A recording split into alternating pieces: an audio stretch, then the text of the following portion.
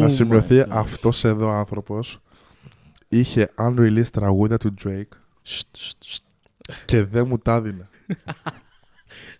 Δεν μου...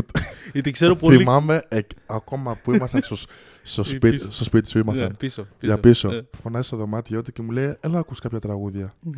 Και εγώ εκείνη τη στιγμή έλεγα: Τώρα τι τραγούδια να ακούσω, άμα δεν είναι Drake. Μου λέει: Απλά έλα. Και μου βάζε τραγούδια του Drake. Ούτε καν. Unreleased. Δεν έχουν βγει ακόμα. Και στο For All the Dogs δεν είναι έξω.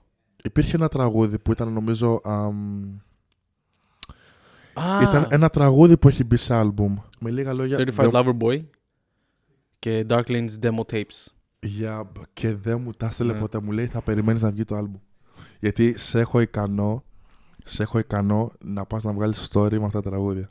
Και τα έκανες. Το έκανα με το κινητό σου. It's not the same, bro.